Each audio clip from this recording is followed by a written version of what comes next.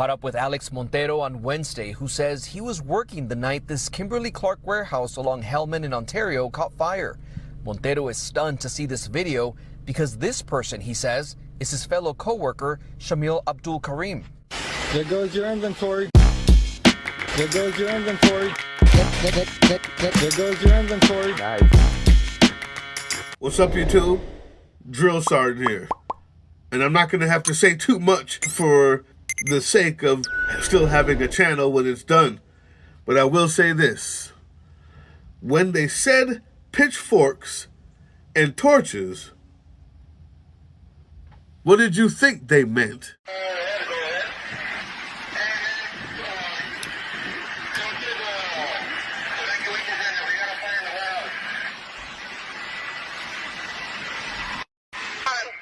Should have paid us enough to fucking live. You know, we may not get paid enough to fucking live, but these bitches dirt cheap.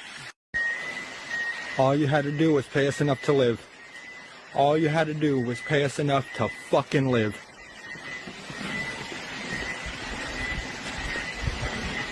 All you had to do was pay us enough to live.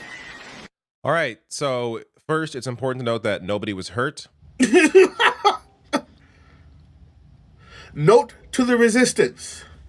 Pitchforks and torches refer to what it was like when they were under serfdom. That was under feudalism. I'll give you a good definition here. Serfdom is the weird private city where everyone has to pay dues to a person who has their own little state.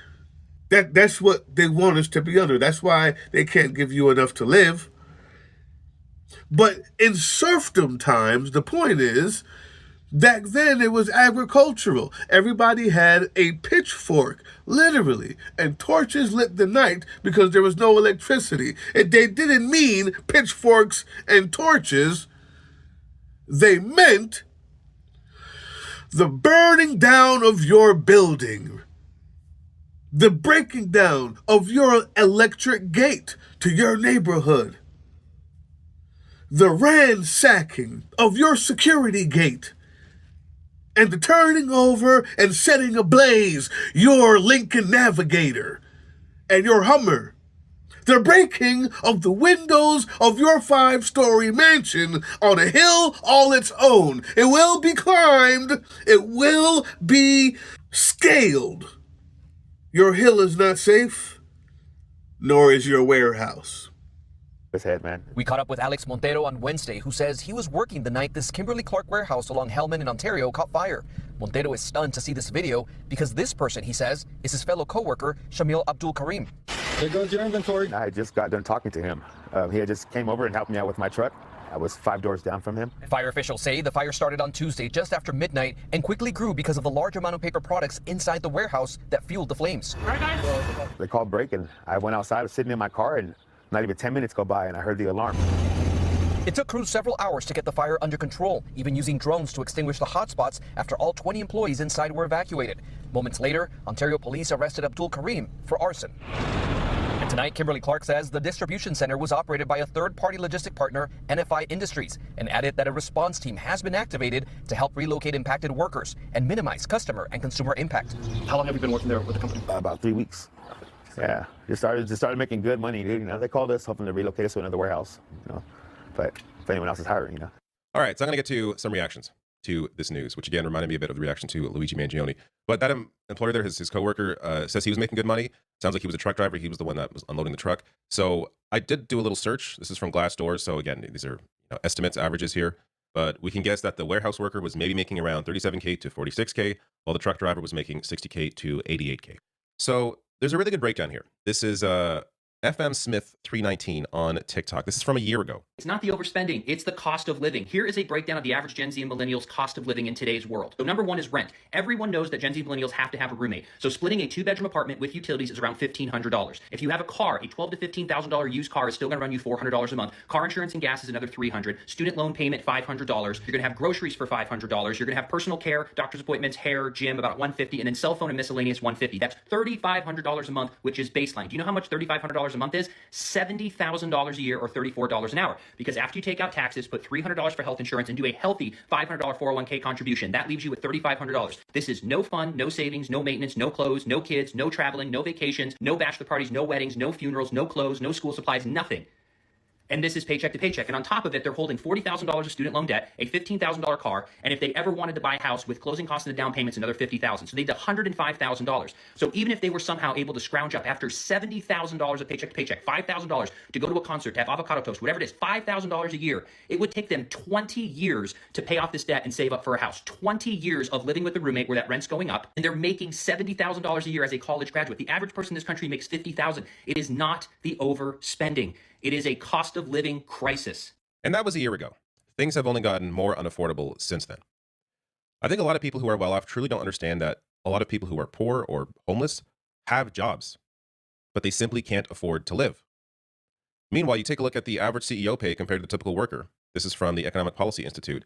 CEOs paid 281 times as much as typical workers. And look how that number has increased since the 1980s. I thought that this was the most pertinent news story for the resistance to hear today, all year long, actually. I'll be surprised if the most pertinent news story in the history of modern America isn't soon after this. And it will be related. And for those who'd rather not see the pitchforks and the torches, I'd say you don't have a long time left.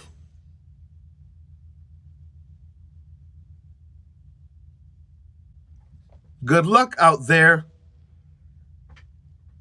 I hope this video gets 1 million views. If there's any video I've ever made that was for the good of the resistance, it's this one. Now, I'm not saying do or don't do anything except meet me on July 4th. June 28th through July 4th. My voice is going to be gone in a second. I have been on vacation, but I'm not vacation, but at least I have been taking a break. May not seem like it, but I'm not going to leave pertinent information for the resistance in anybody else's hands but mine. I still got another week left. I hope you've been enjoying what we've been putting up. The time to fight is now. Also, direct action means maybe you need to be throwing some dildos. I didn't say throwing, I'm sorry. Holding, playing. The dildo distribution people. Yeah. You haven't seen them? Go to closertotheedge.com. I'm going to put the link in there that shows you the whole thing that they're doing. It's amazing. But they're using these, and they've got thousands of them now because they realize that they're so effective at warding off these ICE agents at Whipple in Minneapolis. And now around the nation, they're giving these away to people. They're passing them out because that absurdity in the face of this toxic masculinity seems to be the one thing that gets these ICE agents to back off. It actually works. So I want to help them get those donations for the thousands that they've bought. Also, the thousands were donated to them as well. But for the ones that they bought, they need to get that money back, and they need to keep this going because it's working. If nothing else, just to piss off those ICE agents. Email me, politicaldrain@proton.me. politicaldrain.proton.me. You email me, say, I want to donate, and I will give you the instructions on how to do so, because the time to fight is now. Hey, yeah, you.